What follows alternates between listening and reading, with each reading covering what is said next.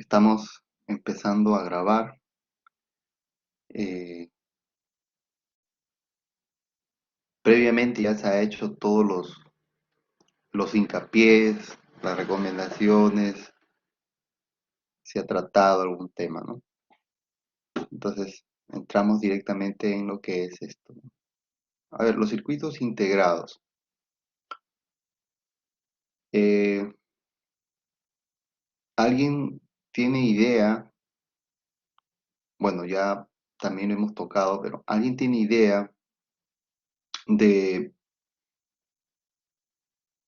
de cómo son los circuitos integrados? ¿Qué es lo que tiene? ¿Alguien? A ver.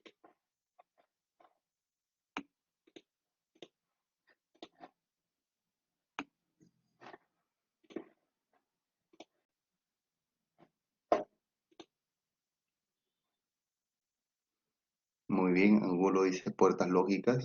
Nos días, Angulo, ¿qué tal? A ver, ¿quién más?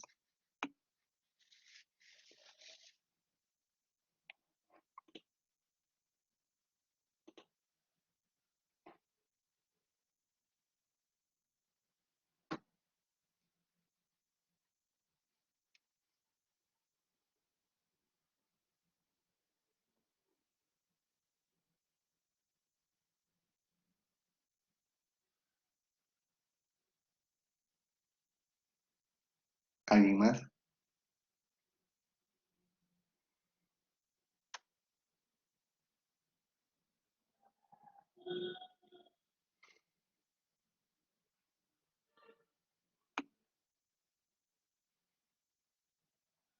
Ya, muy bien. Cocidos. Sirve para comunicar, sí. Tiene algo que ver. ¿Alguien más? A ver, ¿tiene una idea de lo que puede ser o de lo que tiene, ¿no? No necesitan buscar, no necesitan googlear, ¿ah? No necesitan googlear. Quiero que su imaginación vuele, ¿no? O sea, todos conocemos un circuito integrado, todos. A ver, por ejemplo, voy a poner un circuito integrado acá. Aquí le voy a poner un circuito integrado. Miren, este es un circuito integrado. Este es un circuito integrado. Lo que ven ahí es un circuito integrado. Entonces, yo quiero a ver que su imaginación vuele. A ver, ¿qué te imaginas que hay internamente en ese circuito integrado?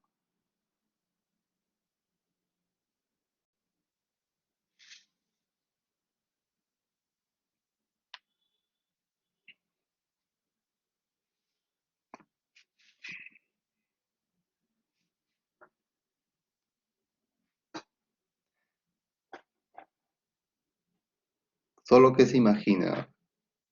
Nada más, ¿qué se imagina? Yo supongo que Angulo ha dicho puertas lógicas porque él se ha imaginado eso, ¿no? Y está bien. ¿Qué más? A ver,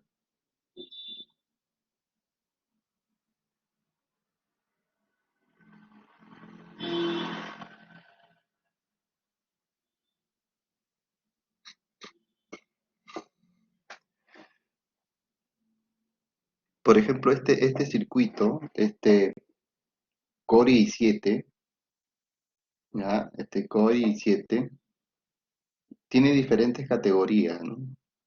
Y cuando lo venden por la categoría. Entonces, eh,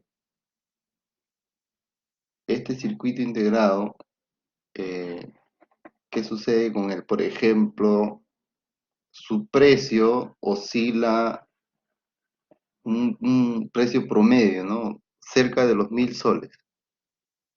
1.000 soles vale esta cosita de acá, nada más. Nada más. Este es un circuito altamente de potencia en lógica porque procesa datos rápido, ¿no? Rápido, rápido, a alta velocidad. Entonces, cuando este procesador dice que trabaja, por ejemplo, ¿no? A tantos gigahertz. Pues este es un procesador, no nada más, un procesador. Entonces, procesa datos a 3.2 gigahertz, así te lo venden, ¿no? Entonces, te dicen la computadora va a tener esta velocidad.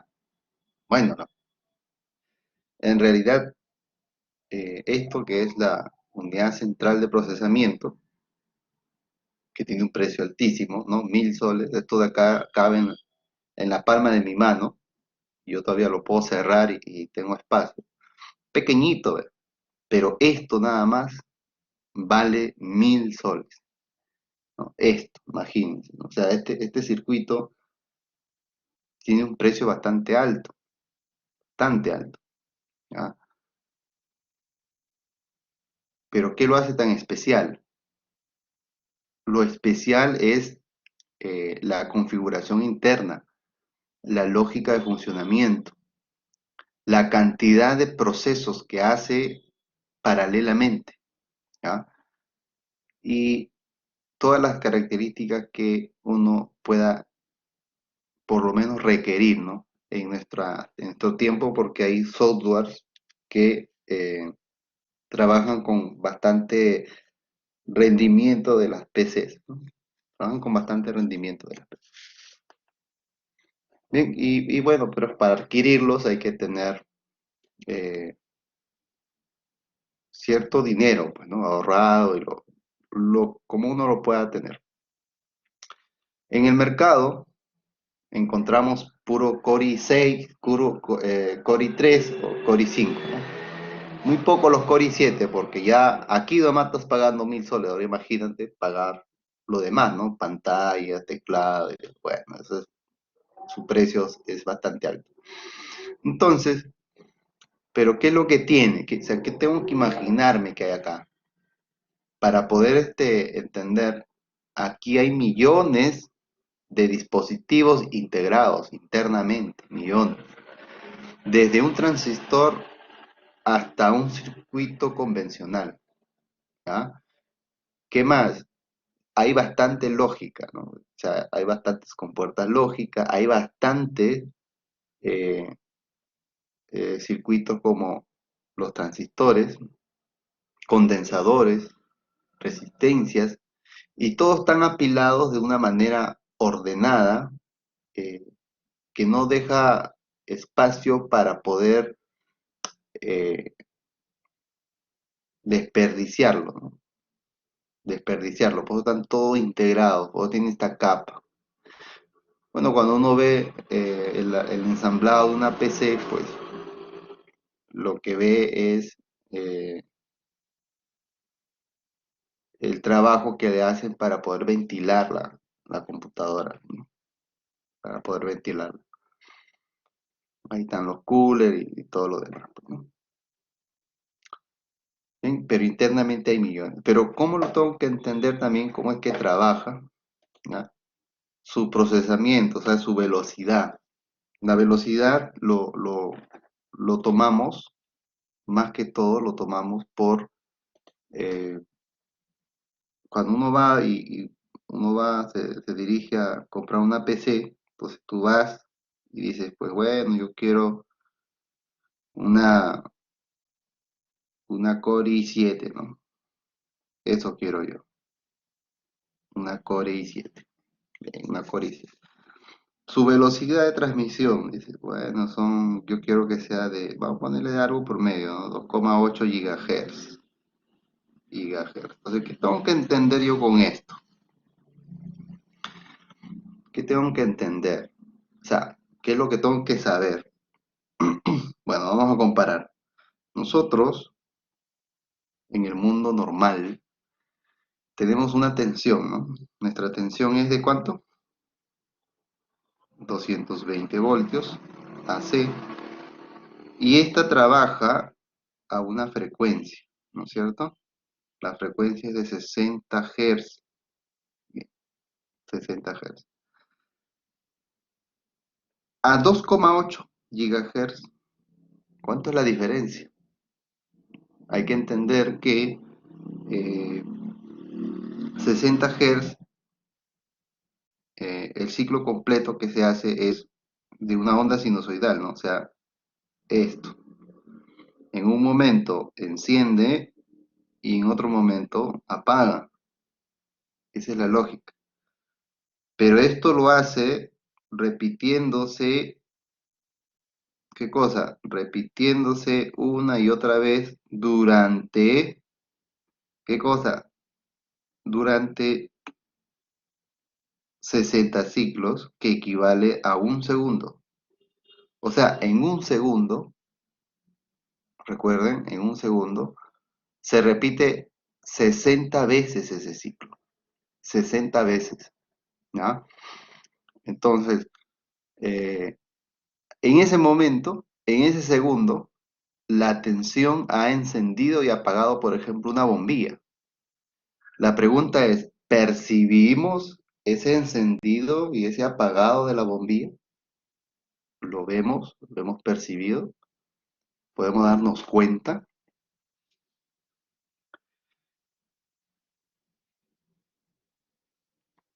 Definitivamente no nos damos cuenta, ¿no? O alguien se da cuenta.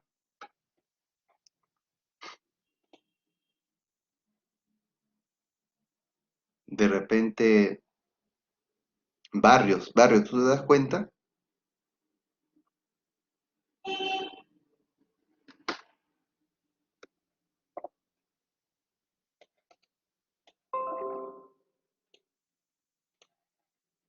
Barrios.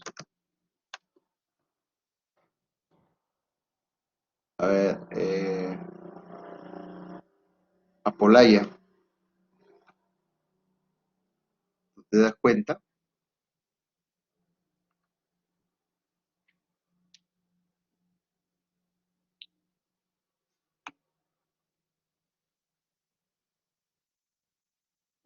Miranda, ¿te das cuenta, Miranda? Nah, nadie, ¿no? Nadie nos damos cuenta. Entonces, si con 60 Hz no percibimos la velocidad a la que se está transmitiendo esas ondas, ¿qué será los 2.8 GHz? ¿Qué será, no? Si yo lo quiero ver en condiciones normales, o sea, estamos hablando de esto, ¿no?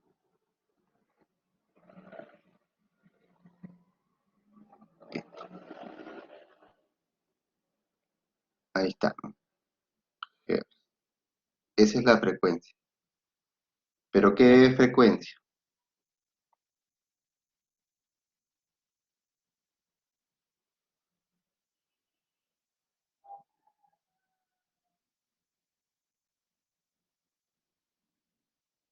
Esa frecuencia, ¿ya? Este lo que hace es fluir toda esta cantidad de datos en cuánto, en un segundo. Todo esto lo hace en un segundo. O sea, envía señales, ya, estamos hablando de 2.800 millones, ya, 2.800 millones de datos por segundo. O sea, ven la gran velocidad de transmisión. Son enormes las velocidades. O sea, la transmisión es enorme. No hay una transmisión bastante enorme, ¿eh? Y eso es lo que nosotros debemos considerar. A ver, por los años 40, por los años, en las primeras épocas de la computadora, la primera máquina, ¿ya? La primera computadora, eh, la que es, la que hicieron solamente para poder saber cómo es que realmente funcionaba, trabajaba con una, con una gran fuente de alimentación. La computadora medía sus 15 por 30 metros. Estaba lleno de tubos de vacíos porque no había transistores, eh, y tenía un propósito, ¿no? O sea, al hacer ese tipo de máquina, estábamos viendo el futuro, ¿no? El futuro en esa época. Eh, las personas de ese entonces, si están en la actualidad vivas, cuando eran pequeñas y veían y escuchaban de alguna computadora, entonces, eh, ¿qué debemos entender? Que hoy a veces no se la pueden ni creer, ¿no?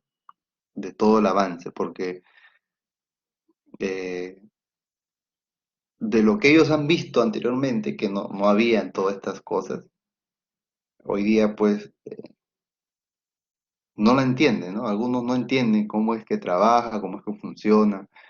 Nosotros que estamos en esta época, estamos frescos, deberíamos preocuparnos también, ¿no? ¿Por qué? Porque somos la actualidad. Entonces deberíamos entender al máximo cómo es que trabajan estos equipos, ¿no? Sobre todo porque estamos inmersos en la tecnología. Entonces en esa época, cuando se tenía la primera PC, no tenía esta capacidad de transmisión, ¿no? Lo máximo que podía transmitir pues era algo de 100 o 50, algunos, la primera llegó a algo de 10, ¿no? Entonces, al final, esa capacidad de transmitir a alta velocidad, eh, que supuestamente eran megahertz, ¿no? Eh, Era lo máximo. Había mucha información que se transmitía, pero en esa época pues no había un monitor, ¿no? ¿Cuál era el monitor de esas computadoras? Por ejemplo, era un panel, ¿ya? Era un panel donde había bastantes lámparas, así como las lámparas de los paneles de donde te brindan información, ¿no? Que salen las palabras ahí avanzando, ¿ya? Pero estas no eran así tampoco. O sea, ¿qué había en esos paneles? En estos paneles habían datos digitales. O sea, las lámparas se encendían y apagaban. Por ejemplo, lo trabajaban por fila, ¿no? Esta fila, esta fila, esta fila, y esta fila, y esta fila, y esta fila. Entonces había una persona encargada de codificar esas informaciones. Como eran digitales, lo tenían que poner a un valor estratégico. Lo convertían en un valor estratégico para que la información sea leída. Entonces, imagínate, ¿no? Una computadora la operaban 50, 100, 200 personas. ¿Para qué? Para poder estar al tanto de toda la transmisión que se hacía. Una sola computadora, 15 por 30 metros. Imposible para poder tenerla en casa, imposible. ¿Ven? Hoy en día la tenemos en nuestra mano porque utilizamos el celular y se parece a una PC bajo un sistema operativo básico, pero potente, ¿no? Y trabajamos normal, interactuando con otros sistemas operativos, como es la PC, ¿no? Entonces, ya hemos llegado hasta este nivel, ahora podemos hacerle uso de esta tecnología. ¿Qué tecnología? La tecnología digital, ¿no? Por eso cuando hablamos o vemos en la tele, lo digital, dice, la revolución digital. Pero la revolución digital no es más que ceros y unos, ¿ya? Esa es la revolución digital, ceros y unos. O sea, aquí yo voy a tener un cero, aquí voy a tener un uno, un cero, tengo un uno, un cero, un cero. Nada más. ¿Ya? El único que voy a tener en lo digital. Luego, como voy a procesar toda esta cantidad de información en un segundo, entonces el trabajo de codificar, el trabajo de impulsar la información, lo hace el procesador. Y el procesador, pues, como lo hace a alta velocidad, nosotros no nos damos cuenta, ¿no? Cuando tenemos abierta una pantalla web, o sea, en ese momento se transmite gran porcentaje de información para que esa pantalla web se abra. Por ejemplo, cuando uno escribe en Word, cuando uno teclea, en ese momento ya se está enviando una cantidad de información en byte. ¿Para qué? Para que aparezca ese carácter. Entonces eso es lo que vamos a tener que ver, ¿no? Ya cuando hablemos de los multiplexores, de los decodificadores, ahí lo vamos a entender. Pero todo esto es procesamiento de datos en digital, ¿ah? Procesamiento de datos en digital. Y hay que entender que lo hace a una alta velocidad, a una alta velocidad, ¿no? Estamos hablando de gigahertz, ¿no? Estamos hablando que es superior a los 1.000 millones de hertz, 1.000 millones de hertz. Nosotros no podemos percibir 60 hertz. Ahora imagínense, 1.000 millones, ¿no? Entonces, es algo inaudito, es algo que debemos nosotros imaginar, hacer volar nuestra mente, que va más allá, ¿no? Que va más allá de todo lo, lo, lo entendible, todo lo creíble. Y bien, este tipo de procesamiento, pues lo han inventado, lo han creado los hombres, ¿no? Por esa razón eh, debemos entender esta manera de trabajar lo que es lo digital, ¿no? Es importante. Bueno, otra cosa es que eh, esta parte de la historia de la computadora, que era enorme, era inmensa, muy aparte de eso, consumía una cantidad enorme de energía. Cuentan, ¿no? Cuentan, estimaban que esta computadora, cada vez que se encendía, tenían que desconectar algunas partes de la ciudad donde estaba para que no haya una sobrecarga en las líneas. Imagínense, ¿no? O sea, esas épocas, ¿no? Pero gracias a esa iniciativa de poder darle vida a esa idea, hoy en día tenemos eh, la computadora en nuestras manos, ¿no? Y por eso se nos facilita muchas cosas. Bien, esto es lo que teníamos que ver con,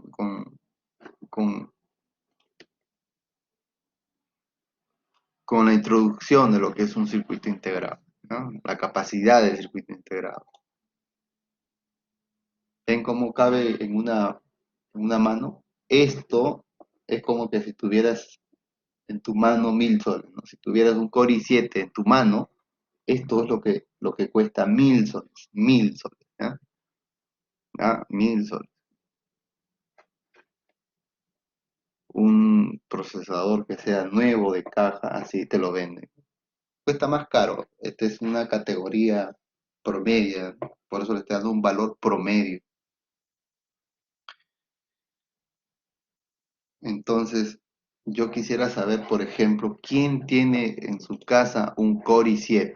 A ver, ¿alguien tiene un Core i7 en casa?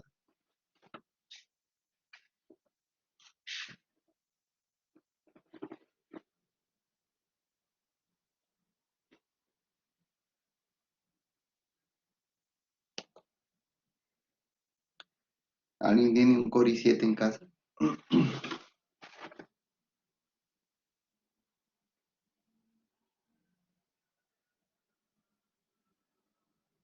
Un Core i5.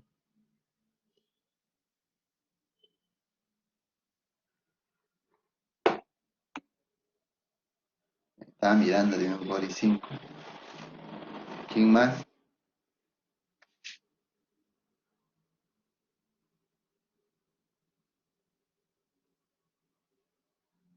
Bueno, el Core i5 es un procesador promedio, ¿no? Ahí está Jesús Apolaya también. Es un procesador promedio. Su valor es la mitad de lo que vale el Core i7, cerca por ahí. Y El Core i3 es mucho más cómodo, ¿no? Core i3 es lo que normalmente venden en las tiendas, prácticamente la ofrecen como lo mejor, pero no es lo mejor, es la cuarta parte del rendimiento del Core i7, ¿ya? Y la mitad del rendimiento del Core i5. O sea, eso hay que tenerlo presente.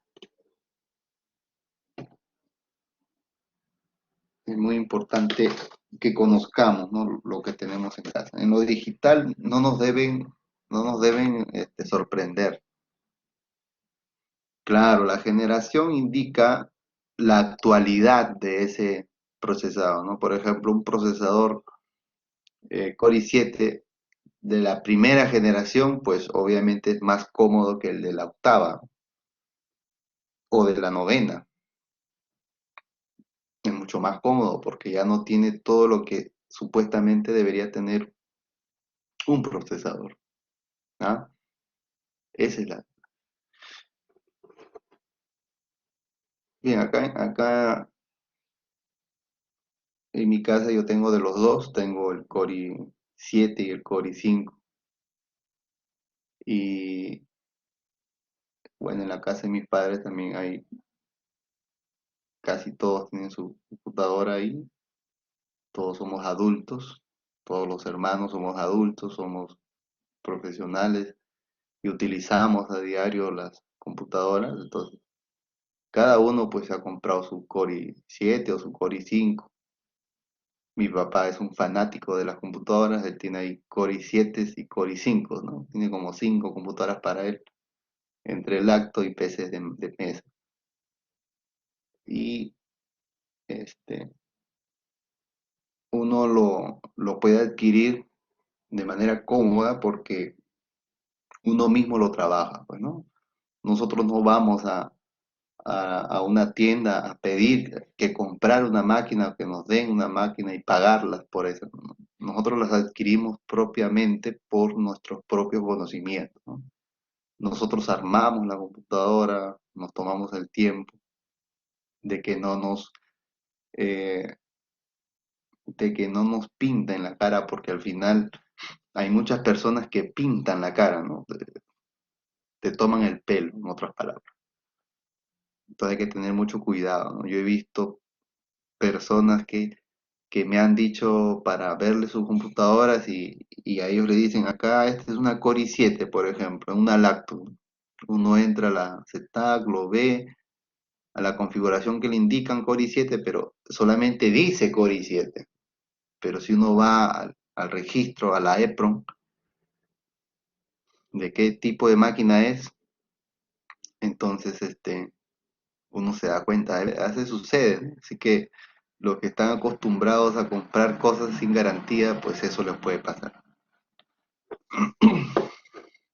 Ese es en el mundo de la computadora, ¿no? Ese es en el mundo de la computadora. Y la computadora es el máximo referente, ¿no? Esa es la realidad. A ver, una vista de un integrado, un circuito integrado, ¿cómo sería? ¿No? Al inicio ya nos preguntaba eso. Si esta es la cara de un circuito integrado por fuera, por dentro, ¿cómo sería? Bueno, por dentro no se podría notar, ¿no? Así, no se podría notar por lo que todos los dispositivos, por ejemplo, un transistor o una resistencia, son totalmente pequeñísimos. Por eso la palabra micro. ¿Por qué? Porque es algo microscópico, algo que yo tengo que tener el esfuerzo de los equipos por mirar y observar. Por eso que cuando diseñan los circuitos integrados, cuando lo diseñan, eh, en el lugar donde se encuentra, ¿ya? En el lugar donde están, ahí, bueno, lo que hacen es, eh, lo que hacen pues es cerrar todo, ¿no? Hermetizarlo.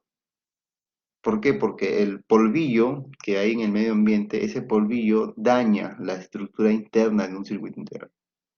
O sea, no debe haber nada, no debe haber nada que interfiera en su comunicación interna de los circuitos.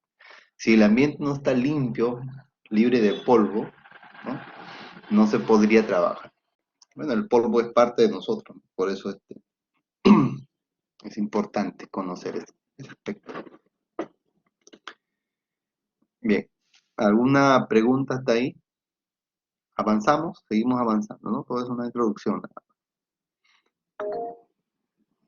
Bien, a ver. eh,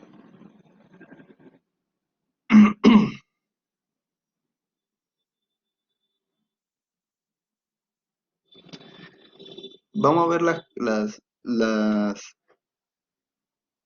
la configuración de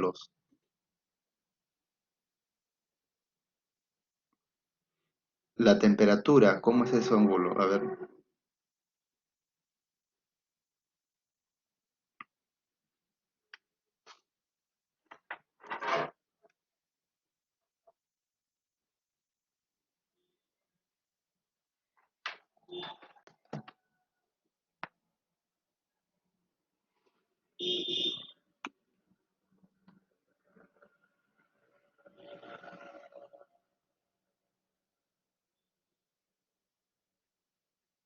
Allá, los circuitos integrados como el procesador tienen que estar a una temperatura adecuada, ¿no? Porque la cantidad de transmisión y corriente que pasa a través de los circuitos integrados, eh, recuerden, ya nosotros sabemos que una cantidad de corriente que pasa a través de un cable, este cable tiene que tener las condiciones idóneas para que pueda soportar la cantidad de corriente que pasa por él. Entonces, si este cable tiene un 60% de la corriente que puede pasar por él, este cable no va a calentar, no va a tener esa temperatura a la que normalmente puede estar sometida, ¿ya? No va a haber necesidad de poder revisarlo, ¿no? O trabajarlo directamente, ¿ya? Pero cuando a través de ese cable, supongamos pasa el 100% de lo que puede soportar, ya el cable calienta, ¿no? Comienza a calentar y comienza a tener esa temperatura alta. Ahora, si la cantidad de corriente sobrepasa la capacidad del cable, ¿no? Este cable comienza prácticamente a sobrecalentarse y a ponerse al rojo vivo. Se pone al rojo vivo en instante. Y lo primero que sucede es que este cable puede fundirse, ¿no? Se funde y prácticamente se queda inservible. O sea, algo parecido sucede en la parte interna de un circuito integrado. Cuando hay demasiada corriente que pasa a través de sus hilos, porque la pista de comunicación entre un circuito y un dispositivo y otro es un hilo, ¿ah? Es un hilo no más grueso que un cabello, ¿ya? No más grueso que un cabello. Y a través de estos hilos pasan la corriente. Entonces, si hay una excesiva cantidad de corriente que pasa a través de ese hilo, comienza a eh, botar o a, eh, de alguna manera, disipar calor, porque es la manera de poder liberar la energía que se está utilizando para mover sus electrones a través de esa conexión, de esa interconexión entre los dispositivos. De esa manera eh, comienza a calentarse, ¿no? Uno con otros y comienza a tener una temperatura. Entonces, esta temperatura puede llegar a sobrepasarse, ¿ya? Porque como están todos los circuitos o los dispositivos aglomerados uno con otros, entonces esta temperatura comienza a ser diferente, ¿no? A ser más alta y más alta. ¿Y qué puede ocasionar? Una de las cosas que puede ocasionar es que el circuito integrado se dañe. ¿Por qué? Porque normalmente los circuitos integrados, los circuitos integrados de alta pureza, ¿no? Cuando hablo de alta pureza, ¿por qué? Lo hablo por el conductor que tiene. Están hechos de filamentos de oro. Los filamentos que se hacen ahí son de oro. ¿Por qué utilizan el oro? Porque el oro es el conductor de más alta, de más alta calidad de trabajo, ¿ya? Entonces, si ustedes, por ejemplo, tienen las memorias RAM, todas las memorias para hacer el circuito tienen oro, ¿ah? Tienen oro. El circuito, las memorias tienen oro. Imagínate que te consigas una tonelada de memorias RAM. Entonces, ahí por lo menos sacarías, ¿cuánto? Un kilo, menos de un, no, un kilo mucho, menos de un kilo, 200 hasta 300 gramos puedes sacar de oro. Y es más todavía, si consigue más memoria, más puede sacar. Pero hay que saber retirar eso, ¿no? Hay una empresa que se encarga de recolectar aparatos electrónicos de las PCs, sean antiguas o sean modernas, y su trabajo de esta empresa, pues, una vez que lo recolectan, pues quitan, trabajo es desmantelarlo y quitar, ¿no? Esa parte que más interesa a muchos.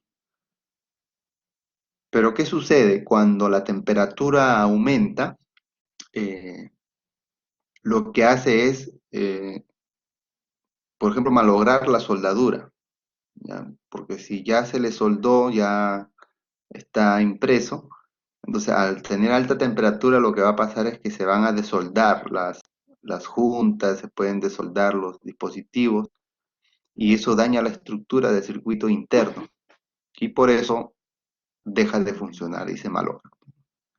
Entonces, para evitar que la temperatura se eleve, lo que hacen es refrigerarla, lo que hacen es disipar ese calor, justamente para que no se puedan dañar. O sea, cuando uno dice, uy, se quemó, claro, se quemó, ¿por qué? Porque la temperatura era tan alta que lo que hace es desprender los dispositivos internamente, requebrajarlo, porque acuérdense que es una cápsula y las cápsulas, aunque están diseñadas para soportar alta temperatura, pero la rajadura, lo- la fisura se hace de una manera que uno no lo percibe, que uno no lo nota. ¿Ok? Entonces es importante tomar en cuenta esa de la temperatura. Al final importa mucho. Un ejemplo, un ejemplo, no sé, si quieren lo hacen, si quieren no. Eh, es esto, ¿no? Si ustedes les desconectan, por ejemplo, el cooler a una PC de mesa, ¿ya? Bueno, lo digo porque yo lo he hecho, no quiero que ustedes lo hagan, de repente falla y me echan la culpa, pero yo lo he hecho porque conozco de esto. Al darle mantenimiento a mi PC, me olvidé conectarle el cooler del procesador y lo prendí así, ¿no? Funcionó normal, pero después de un rato la PC ¡pluc! Se apaga. Se apagó y botaba un sonido y una información en la pantalla que hablaba sobre temperatura, ¿no? Temperatura, estaba en inglés, excesiva temperatura, algo así traducido. Entonces yo lo primero que hice fue destaparla y mirarla y sí, ¿no?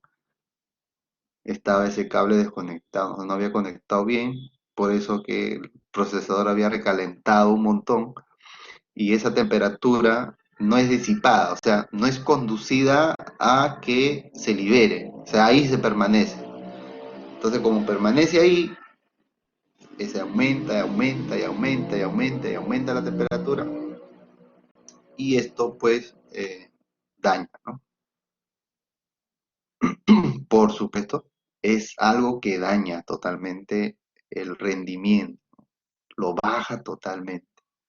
Cuando más temperatura tenga, la computadora más lenta, eh, a cada rato se va a colgar y todo lo demás.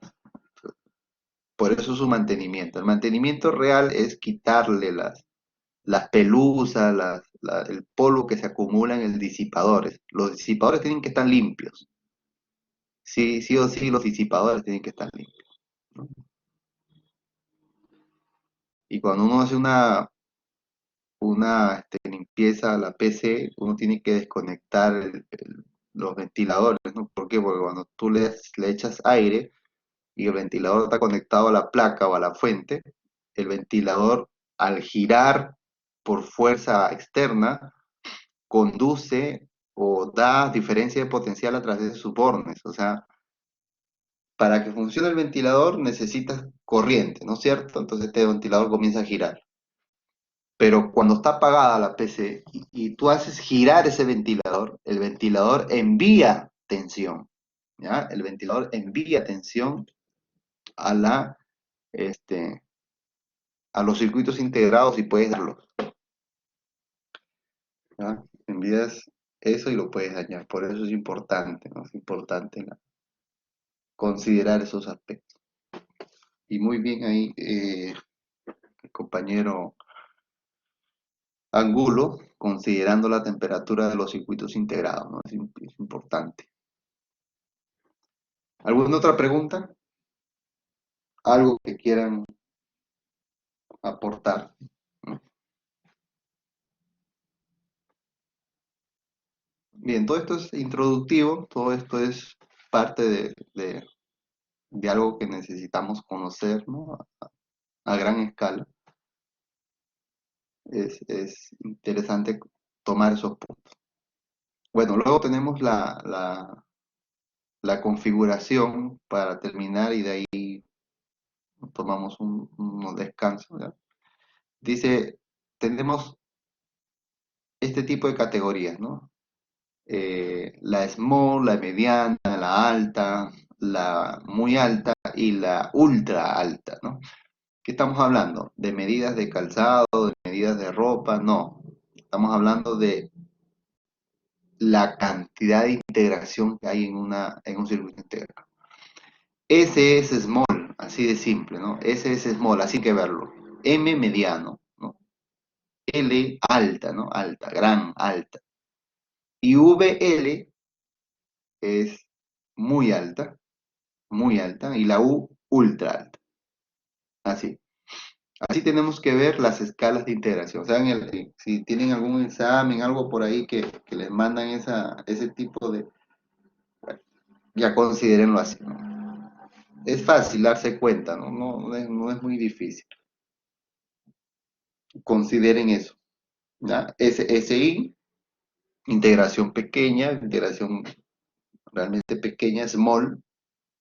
MSI, integración mediana, ¿no? Small, mediana. Perdón, mediana, la primera era small. La tercera es alta, ¿no? L. Integración alta, ¿no? Integración alta. La VL es muy alta, la VL, muy alta. Y la UL es ultra, ¿no? Todos los circuitos integrados actuales tienen la ultra, ¿no? Ultra porque eh,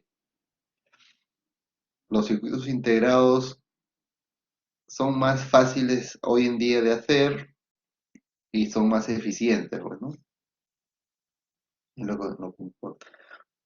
Por ejemplo, un carrito de juguete tiene un pequeño circuito integrado ahí y ese circuito integrado es el que proporciona la función de ese juego y es pequeñito y está en la tarjeta y es comandada y son diseñados exclusivamente para eso, ¿no? Bien, no es muy difícil aprenderse esto. S de small con por ahí relaciones, M de mediano, L de alto, VL de muy alto y UL de ultra, ¿no? Nada más, así. Bien, entonces,